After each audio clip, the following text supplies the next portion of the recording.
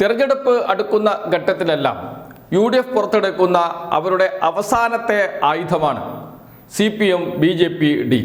10 വർഷം ഭരിച്ച LDF സർക്കാരാണ്.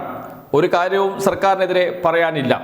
അതുകൊണ്ട് തന്നെയാണ് ന്യൂനപക്ഷ വോട്ടുകളെ ലക്ഷ്യം വെച്ച്, പ്രത്യേകിച്ച് മുസ്ലിം വോട്ടുകളെ ലക്ഷ്യം വെച്ച് CPM-നെതിരെ ഇത്തരമൊരു ആരോപണവുമായി UDF രംഗത്ത് വരുന്നത്. നമ്മുടെ പ്രമുഖ മാധ്യമങ്ങളെല്ലാം അതിന് വേണ്ടത്ര പ്രചാരണം നൽകുകയും ചെയ്യുന്നുണ്ട്. എന്നാൽ എന്താണ് വസ്തുത? നിയമസഭയിലും ഇതേ ചോദ്യം ഉയർന്നു വന്നിരുന്നു. അപ്പോൾ മുഖ്യമന്ത്രി പിണറായി വിജയൻ നിയമസഭയിൽ നൽകിയ ഒരു മറുപടിയുണ്ട്. ആ മറുപടി ഈ ചോദ്യത്തിനുള്ള ഉത്തരമാണ്. കേൾക്കാം നമുക്ക് മുഖ്യമന്ത്രിയുടെ വാക്കുകൾ. സർ, ഇന്നലെ സഭയിൽ 1977 RSS ബന്ധം എന്ന് ചിലരിവിടെ പറഞ്ഞത് നമ്മളെല്ലാം കേട്ടു. സർ, അതൊക്കെ പറയാൻ കഴിയുന്നത് ചരിത്രബോധമില്ലാത്തവർക്ക് മാത്രമാണ്. അത്തരം ആളുകൾക്ക് മാത്രമേ ഈ രീതിയിൽ പറയാൻ കഴിയൂ. അപ്പോൾ അങ്ങനെ ആയതുകൊണ്ട് അല്പം ചരിത്രം അതുമായി ബന്ധപ്പെട്ട് പറഞ്ഞു പോകണമെന്നാണ് ഉദ്ദേശിക്കുന്നത്. RSS ബാന്ധവത്തെക്കുറിച്ചാണല്ലോ പറയുന്നത്. സർ, ആരാണ് കേരള രാഷ്ട്രീയത്തിൽ RSSനോടൊപ്പം ഇങ്ങനെ ഒട്ടി നിന്നത്? 1960 തെരഞ്ഞെടുപ്പിൻ്റെ കാര്യം എടുക്കുക. കാരണം 57 ആദ്യ തെരഞ്ഞെടുപ്പ് ആ ഗവൺമെൻറ് അട്ടിമറിക്കപ്പെട്ടു. പിന്നെ നടന്ന തെരഞ്ഞെടുപ്പാണ് 60. ആ തെരഞ്ഞെടുപ്പിൽ നടന്ന കാര്യം, അന്ന് ജനസംഘം വലിയ തോതിൽ വർഗീയ പ്രചരണങ്ങൾക്ക് കോപ്പ് കൂട്ടുന്ന കാലമാണ്. കൂടുതൽ സാധ്യതയുള്ള 4 അസംബ്ലി സീറ്റുകളിൽ മത്സരിക്കാനാണ് ജനസംഘം ആദ്യം തീരുമാനിച്ചത്. ആദ്യത്തെ മണ്ഡലം കോഴിക്കോട്, രണ്ടാമത്തേത് തൃശ്ശൂർ ജില്ലയിലെ അണ്ടത്തോട്, മൂന്നാമത്തേത് ഗുരുവായൂർ, 4ാമത്തെ മണ്ഡലം EMS മത്സരിക്കുന്ന പട്ടാമ്പി. സർ, പട്ടാമ്പിയിൽ P. മാധവമേനോനെ മത്സരിപ്പിക്കാനാണ് ജനസംഘം തീരുമാനിച്ചത്. പത്രികാ സമർപ്പണം കഴിഞ്ഞു, സജീവമായ പ്രചരണവും തുടങ്ങി. എന്നാൽ ഒരു സുപ്രഭാതത്തിൽ സ്ഥാനാർത്ഥിയെ പിൻവലിച്ച് ജനസംഘം മത്സര രംഗത്ത് നിന്ന് പിന്മാറി. EMSനെ തോൽപ്പിക്കാൻ കോൺഗ്രസുമായി തെരഞ്ഞെടുപ്പ് സഹകരണം. ജനസംഘം മത്സര രംഗത്തുണ്ടായാൽ കമ്മ്യൂണിസ്റ്റ് വിരുദ്ധ വോട്ടുകൾ ഭിന്നിക്കും എന്ന പേടിയായിരുന്നു അന്ന് കോൺഗ്രസിന്. അന്ന് ജനസംഘം പരസ്യമായാണ് കോൺഗ്രസ് സ്ഥാനാർത്ഥിക്ക് പിന്തുണ നൽകിയത്. EMSനെ തോൽപ്പിക്കാൻ കോൺഗ്രസുമായി സഹകരിക്കും എന്നാണ് ജനസംഘം തുറന്നു തന്നെ പറഞ്ഞത്. സർ, കോൺഗ്രസ് നേതാവ് A. രാഘവൻ നായരായിരുന്നു അന്ന് കോൺഗ്രസ് ലീഗ് PSP സഖ്യത്തിൻ്റെ സ്ഥാനാർത്ഥി. ദേശീയ നേതാക്കൾ ഉൾപ്പെടെ എത്തി അന്ന് കോൺഗ്രസ് പാർട്ടിക്ക് വേണ്ടി പട്ടാമ്പിയിൽ തെരഞ്ഞെടുപ്പ് നിയന്ത്രിച്ചു. അന്ന് പട്ടാമ്പിയിൽ തെരഞ്ഞെടുപ്പ് ജനസംഘം നേതാവ് ദീനദയാൽ ഉപാധ്യായ വന്ന് കോൺഗ്രസ് സ്ഥാനാർത്ഥിക്ക് വേണ്ടി വോട്ട് തേടുന്ന സ്ഥിതിയുണ്ടായി. പരസ്യമായ ജനസംഘം ബന്ധം കൊണ്ടു കോൺഗ്രസിന് പക്ഷേ രക്ഷപ്പെടാനൊന്നും കഴിഞ്ഞില്ല. അവിടെ 7322 വോട്ടുകൾക്കാണ് സഖാവ് EMS അവിടെ വിജയിച്ചത്. സർ, ഇവിടെ 1977 തെരഞ്ഞെടുപ്പിൽ RSSൻ്റെ വോട്ട് വാങ്ങിയാണ് ഞാൻ നിയമസഭയിൽ എത്തിയതെന്ന് പ്രതിപക്ഷ നേതാവ് പറഞ്ഞതായിട്ട് കേട്ടു. സർ, നിയമസഭയിൽ എത്തിയത് 77 അതിനും 7 വർഷം മുൻപാണ്. അന്ന് കോൺഗ്രസിനെയും ജനസംഘത്തെയും എല്ലാം പരാജയപ്പെടുത്തിയാണ് കൂത്തുറവ് മണ്ഡലത്തിൽ നിന്ന് നിയമസഭയിലേക്ക് തിരഞ്ഞെടുക്കപ്പെട്ടത്. 77 ഞാൻ മത്സരിച്ചത് കൂത്തുപറമ്പിലാണ്. തലശ്ശേരി കലാപത്തിലെ ഏക രക്തസാക്ഷി UK കുഞ്ഞിരാമൻ്റെ നാടാണ് കൂത്തുപറമ്പ്. UK കുഞ്ഞിരാമനെ കൊന്നത് 1972 ജനുവരിയിലാണ്. RSS ഏറ്റവും കടുത്ത ശത്രുവായി CPM-നെ അന്നും ഇന്നും കാണുന്ന നാടാണത് എന്നത് അവരില്ലെങ്കിലും ഒരറിവിന് വേണ്ടി പറഞ്ഞു വെക്കണം. സർ, 1977 എന്തായിരുന്നു അവസ്ഥ? ഇന്ത്യ എന്നാൽ ഇന്ദിര, ഇന്ദിര എന്നാൽ ഇന്ത്യ എന്നവർ പറഞ്ഞു നടന്ന കാലമാണ്. ഭരണഘടനയെ അട്ടിമറിച്ച് ജനാധിപത്യ സംവിധാനങ്ങളെയാകെ വന്ധ്യംകരിച്ചാണ് അടിയന്തരാവസ്ഥ വാഴ്ച നടത്തിയത്. അർദ്ധഫാസിസത്തിൻ്റെ വക്താക്കളായിരുന്നു അന്ന് നിങ്ങൾ. ഈ അടിയന്തരാവസ്ഥക്കെതിരെ രാജ്യത്താകെ ചലനങ്ങളുണ്ടായി. ഈ അർദ്ധഫാസിസ്റ്റ് ഭീകരത നടമാടിയത് യഥാർത്ഥത്തിൽ 71, 72, 73 ആ കാലത്താണ്. നമ്മുടെ രാജ്യത്തിൻ്റെ ചില ഭാഗങ്ങളിൽ പടിഞ്ഞാറൻ ബംഗാളിൽ അന്നത്തെ അവിടുത്തെ മുഖ്യമന്ത്രിയുടെ നേതൃത്വത്തിൽ നടത്തിയ അർദ്ധഫാസിസ്റ്റ് ഭീകരത, കൂട്ടമായി സിദ്ധാർത്ഥ ശങ്കറയുടെ നേതൃത്വത്തിൽ അവിടെ ആളുകൾ കൊല ചെയ്യപ്പെട്ടത്. ആ കാലത്ത് അവരില്ലാത്തതുകൊണ്ട് ഞാൻ കൂടുതൽ കാര്യങ്ങളിലേക്ക് പോകുന്നില്ല. ഈ കേരളത്തിലും ചില നീക്കങ്ങളുണ്ടായിരുന്നു. അന്ന് കണ്ണൂർ ജില്ലയിൽ 3 കേന്ദ്രങ്ങളുണ്ടായിരുന്നു. ആ 3 കേന്ദ്രങ്ങളിൽ ഒന്ന് തോലമ്പ്രയാണ്, മറ്റൊന്ന് മമ്പറാണ്, മൂന്നാമത്തെ ഈഴിലോടാണ്. ഇവിടങ്ങളിൽ പോലീസിൻ്റെ സംരക്ഷണത്തിലായിരുന്നു ഗൂണ്ടകൾ. പോലീസിനോടൊപ്പമാണ് ഗൂണ്ടകൾ ഇറങ്ങുക. ഗൂണ്ടകൾ പോകുമ്പോൾ അവരെ കയ്യിലൊരു സഞ്ചി, ഒരു ബാഗ് ഇങ്ങനെ തൂക്കി പിടിച്ചിട്ടുണ്ടാവും. അതിനകത്ത് എല്ലാ ആയുധങ്ങളും ഉണ്ടാവും, കൊടുവാളുകളടക്കം. എന്നിട്ട് പോയി ആളുകളെ ആക്രമിക്കുന്ന രീതിയായിരുന്നു. അതാണ് ആ കാലം. ഇത് അടിയന്തരാവസ്ഥയ്ക്ക് ശേഷമുള്ളതാണ്. അതിൻ്റെ കഥകളുണ്ട്. ഞാൻ അവരില്ലാത്തതുകൊണ്ട് ഞാൻ കൂടുതൽ കാര്യങ്ങളിലേക്ക് പോകുന്നില്ല. ജയപ്രകാശ് നാരായണൻ്റെ നേതൃത്വത്തിൽ രൂപപ്പെട്ട വിശാല മുന്നണി നമ്മുടെ 1977 ജനതാ പാർട്ടിയായി രൂപപ്പെട്ടു. ഭാരതീയ ലോക്ദൾ, സംഘടനാ കോൺഗ്രസ്, സ്വതന്ത്ര party, socialist party of India തുടങ്ങിയ പാർട്ടികൾ ലയിച്ചാണ് 1977 ജനുവരി 23 ജനതാ പാർട്ടി രൂപീകരിച്ചത്. എല്ലാ പാർട്ടികളും അവരുടെ കമ്മിറ്റികൾ പിരിച്ചുവിട്ട് സംഘടനാ സംവിധാനങ്ങൾ താഴെ തലം മുതൽ ഇല്ലാതാക്കി. അങ്ങനെയാണ് ലയനം നടത്തിയത്. ജനതാ പാർട്ടിയിൽ പിന്നീട് ജനസംഘവും ലയിക്കുന്ന നില വന്നു. ജനസംഘം പിരിച്ചുവിട്ടാണ് ലയനം നടന്നത്. ചന്ദ്രശേഖർ ആയിരുന്നു Janata party president, Ramakrishna Hegde general secretary, കലപ്പയേന്തിയ കർഷകനായിരുന്നു തെരഞ്ഞെടുപ്പ് ചിഹ്നം. അടിയന്തരാവസ്ഥയിലെ കോൺഗ്രസ് ഏകാധിപത്യ ഭരണത്തിനെതിരെ ഉയർന്നു വന്ന വിശാല ഐക്യത്തിൽ അന്ന് ജനാധിപത്യ വിശ്വാസികളെല്ലാം സഹകരിക്കുകയായിരുന്നു. ആ നിലക്ക് അടിയന്തരാവസ്ഥ വിരുദ്ധ പോരാട്ടത്തിൻ്റെ മുന്നിൽ തന്നെ ഉണ്ടായിരുന്ന CPIM അന്ന് മുഖ്യ പ്രതിപക്ഷമായ ജനതാ പാർട്ടിയുമായി ദേശീയ തലത്തിൽ സഹകരിച്ചിട്ടുണ്ട്. ആ സഹകരണം ജനസംഘവുമായിട്ടല്ല.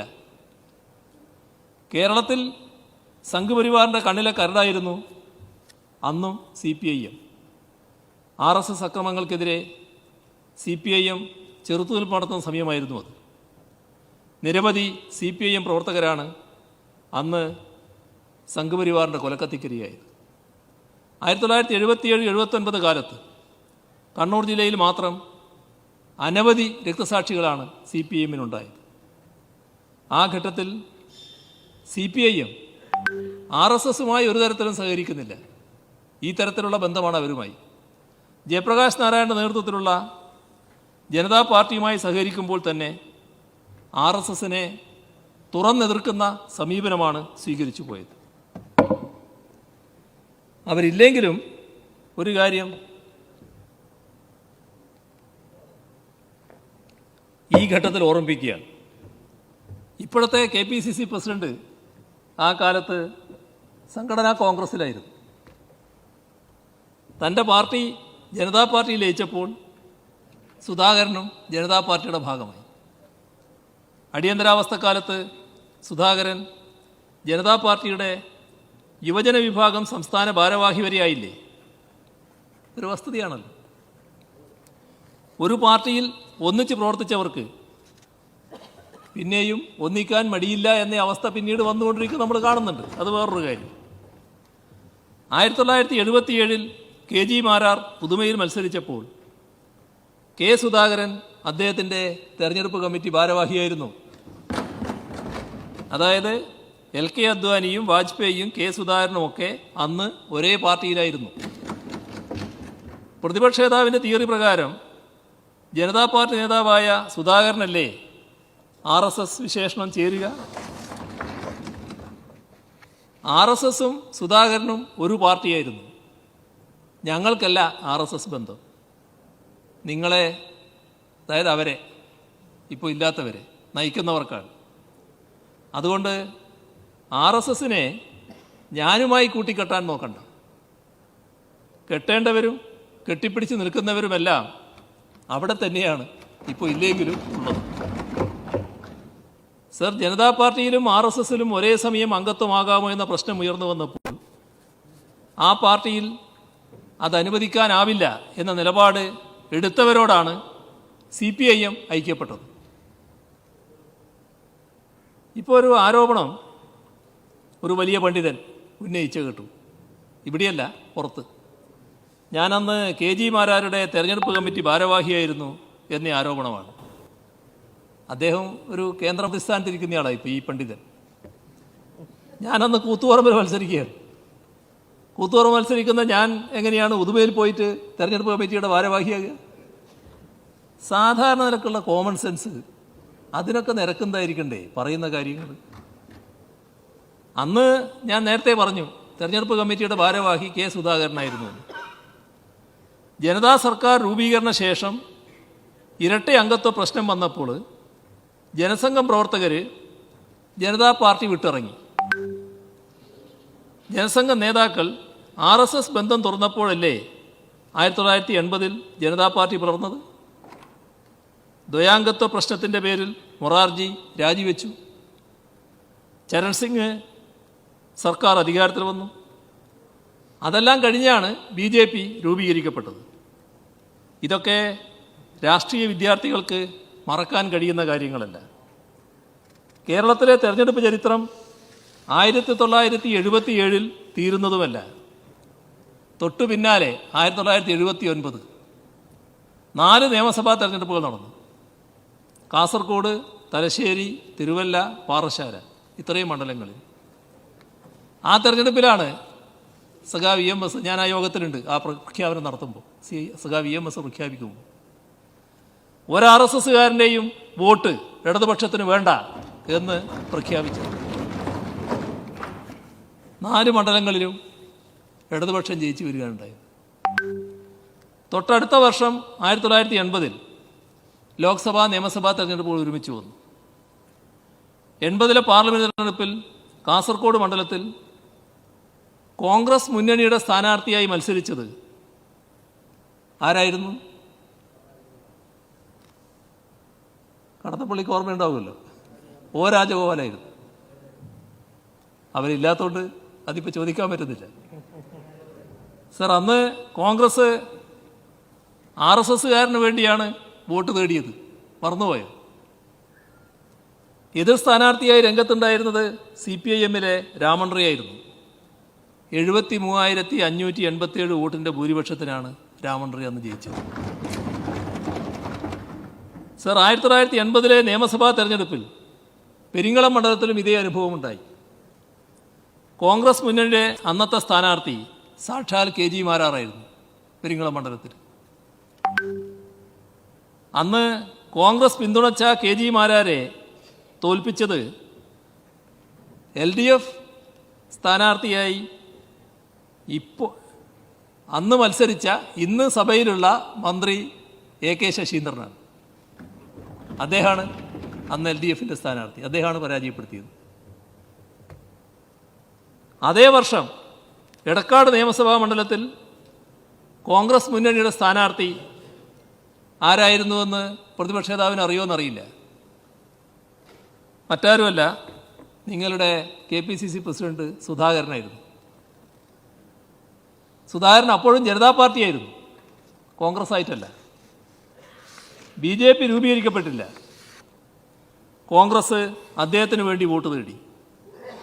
ഇടതുപക്ഷ സ്ഥാനാർത്ഥി അന്നത്തെ അഖിലേന്ത്യാ ലീഗിലെ EPV മൂസിയായിരുന്നു. അദ്ദേഹമാണ് അന്ന് കെ സുധാകരനെ പരാജയപ്പെടുത്തിയത് എടക്കാട് മണ്ഡലത്തിൽ. ഒറ്റപ്പാലം മണ്ഡലത്തിൽ ജനതാ പാർട്ടിയിലെ PR നമ്പ്യാർക്ക് വേണ്ടിയാണ് കോൺഗ്രസ്സുകാർ പ്രവർത്തിച്ചത്. ഇടതുപക്ഷത്തെ VC കബീറാണ് അന്ന് വിജയിച്ചത്. ചവറയിലെ ബേബി ജോണിനെതിരെ കോൺഗ്രസ് ജനതാ പാർട്ടി കൂട്ടുകെട്ടിനായി മത്സരിച്ച് പരാജയപ്പെട്ടത് ജനതാ പാർട്ടിയിലെ C രാജേന്ദ്രനായിരുന്നു. ഇതൊക്കെ പഴയ കാലത്തെ കോൺഗ്രസ് സംഘപരിവാർ ബന്ധത്തിൻ്റെ കഥയാണ്. 1991 ബേപ്പൂർ വടകര കോലീബി സഖ്യം. അതിൻ്റെ കഥ നിരവധി തവണ നാം ചർച്ച ചെയ്തതാണ്. അതിൽ സ്ഥാനാർത്ഥികളായിരുന്ന ഡോക്ടർ K മാധവൻകുട്ടിയും അതേപോലെ തന്നെ അഡ്വക്കേറ്റ് രത്നസിംഗുമെല്ലാം ആ കാര്യങ്ങൾ തുറന്ന് രേഖപ്പെടുത്തിയിരുന്നു. അതിലേക്ക് ഞാൻ കൂടുതൽ വിശദമായിട്ട് പോകുന്നില്ല.